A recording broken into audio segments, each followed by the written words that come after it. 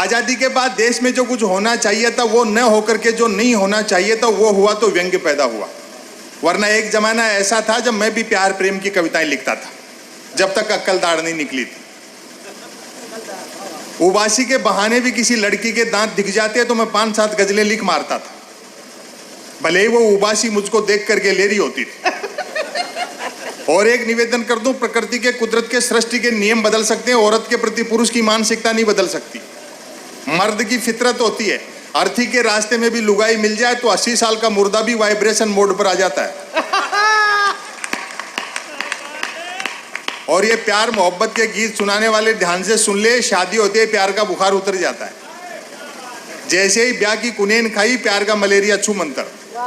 मेरे एक मित्र ने प्रेम विवाह किया, नाम नहीं बताऊंगा वरना आप समझ जाओगे मैं दिनेश सिंदल के लिए कह रहा हूं। प्यार के दौरान जिस लड़की के साथ जो कंकर झील में फेंके थे, शादी के बाद दाल में निकल रहे हैं। और ताली तो आप इस बात पर बजाओगे, जिस लड़की को लेकर भागा था अब उसको देखते ही भागता है। शादी के 3 दिन बाद मिला, मैंने कहा नया नया प्रेम विवाह किया, पत्नी को लेकर सिनेमा जा, सैर सपाटा कर, क्या मंदिर मंदिर भटकता है? बोलो सुना है यार, जोड़े ईश्वर बनाता है, बस उसी को ढूंढना है। क्योंकि ये बहुत त्याग और समर्पण का काम है। प्यार मोहब्बत आदमी को अपना कैरियर तक दांव पर लगाना पड़ता है। मैं ऐसे कई लड़कों को जानता हूं जो कॉलेज के जमाने में मेरे साथ पढ़ते थे, जिन्होंने अपने बाप की गाड़ी कमाई से प्रेमिकाओं को जलेबी खिलाई, आजकल शहर के नामी हलवाई बने हुए हैं। वाह। और मेरे मित्र का त्याग तो प्रेम के मामले में महात्मा बुद्ध से भी बड़ा है। बुद्ध अपनी पत्नी और बेटे को सोता हुआ छोड़कर चले गए थे। ये रोज रात को इंतजार करता है कि लुगाई सोए तो घर में घुसूं। और देखो, मैं तो हिंदी साहित्य का विद्यार्थी था, इसलिए मुझसे तो कौन प्रेम करती भाई, मरते हुए पे कौन मरेगा। लेकिन मेरे साथ 2 चीजें ठीक थी, एक तो साहित्य का विद्यार्थी था तो भाषा अच्छी थी, दूसरा मैंने ट्रकों से शेरो शायरी उतार रखी थी। तो प्रेम करने वाले मुझसे प्रेम पत्र लिखवाते थे, और मैं पंडित जी जिसके प्रेम पत्र लिख देता था उसके 2 नतीजे जरूर निकलते थे, या तो उसकी शादी हो जाती थी या फिर वो पिटता था। हालांकि बात एक ही है।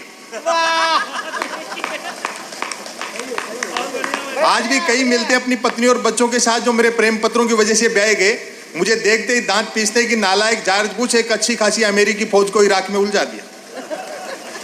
हिंदुस्तानी आदमी आम दिन तो छोड़ो, 14 फरवरी को वैलेंटाइन डे आता है, उस दिन तक सुख से प्रेम नहीं कर सकता।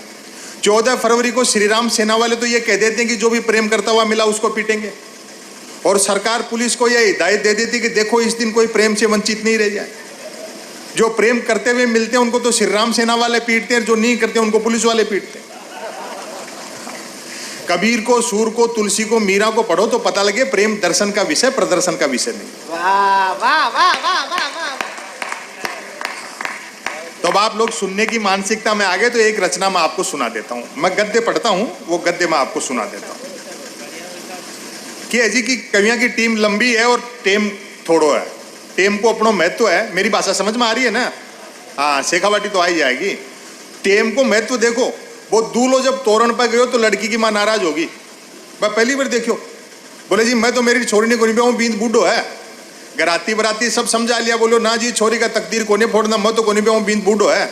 आर कर कभी को आदमी भी ने समझायो, देख भगवान तने जो भी फैसलो करना वो फटाफट करनी, और बूढ़ो है जा रही है। तो कोई जो हाँ जो काम है ना जी वो टेम, एक तो क्या है जी, ये बूढ़ा लोगों को मजाक बहुत उड़ा हुआ है। ये समय से कटे हुए लोग नहीं है जो बूढ़े। अब जैसे अडवाणी जी का नाम ले दिया, ऐसा नहीं है, एनडी तिवारी जी का ले दिया, जानते सब हैं, लेकिन ये मोबाइल, इंटरनेट और टेलीविजन, कंप्यूटर में उलझी हुई पीढ़ी उनकी तरफ ध्यान नहीं दे रही है। एक किस्सों में था ना, सुनो बूढ़ा कितना अपडेट है। चुप इसलिए है कि यार समय खराब है, कोई सुनता तो है नहीं। वो एक ताऊ बस में सफर कर रहे हो 65-70 साल को, तो एक नौजवान सिगरेट सिलगाई, आवाज से सिगरेट की चिंगारी उछल करके ताऊ को कुर्तो जल गो। ताऊ कुछ नहीं बोलो, नौजवान देखो यार यहाँ का कलजुग में यहाँ को ताऊ गुस्सो कर वो तो दूर हो तो कुछ कही नहीं रही हो, इसको बात करनी चाहिए।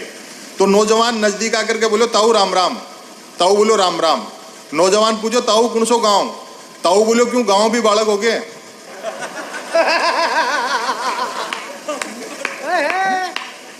ये जाने सब है बस है? तो आपने तो लोक जो है वो इतना समृद्ध है कि कविता की जरूरत नहीं है। अब आज यहाँ मलमास लाग जाए तो कोई मांगलिक काम नहीं हो, तारो लाग जाए तो बहन बेटी को पीर सासर आन जान भी बंद है। तारो लागवाना अपने देश की भाषा में बोलो तारो डूबनो। अब एक नई नई बहू बेचारी पीर जाने के लिए बैठी, तारो डूब बाड़ो। अच्छा तारो कब डूबे वो ये बात के लिए आपकी सासू ने पूछ भी नहीं सके, क्योंकि तारो भी का जेठ जी को नाम। तो एक दिन परेशान होकर अपनी सासू ने पूछे, बोले सासू जी और जेठ जी को नाम कब डूबे हुआ? तो सासू बोली बहू तो तू आई भी थी नहीं डूब गो। ये क्या है, ये लोक रंजन की बात है जी। मैं तो देखो शेखावाटी को रह पड़ो, वो झुंझुनू डिस्ट्रिक्ट में मेरे गांव, हमारा गांव में एक आदमी का पहली बार पिताजी गुजर गया। पहली बार तो वो आपका दोस्त ने बोले यार देख मैं तो जिंदगी में पहली बार 12 दिन बिजी रहूंगा, तू यो किरायो ले पिताजी ने हरिद्वार गा लिया। तो वो दोस्त चलो पूरा किराया तो खुद खाकर भी का पिताजी ने गए बीच में ही गिरे मेरठ गाजियाबाद के आसपास। वापस आको 12 दिन निकल गया। एक दिन भी ने खटको होगो जी को बाप मरियो कि वो ठेठ तो को नहीं पूछो नहीं इतनी जल्दी कहीं आयो। तो वो देखो दोस्त बुरो भी नहीं मान जाए तो वो तरकीब से पूछो, बोले यार सपना में रात में मेरा पिताजी आया, वह बोले तू अजीब आदमी ने हरिद्वार भेजो पूरा बाढ़ो तो खुद खागोर मान दो, वो बीच में पिटके। तो वो दोस्त बोले यार देख बात तो तेरी ठीक है, लेकिन मैंने दुख ही बात को है कि तेरा बाप में मर कर कभी अकल नहीं आई। सपना में जितनो अठिन चाले उतनो बठिन चाल तो हरिद्वार पहुंच जाता।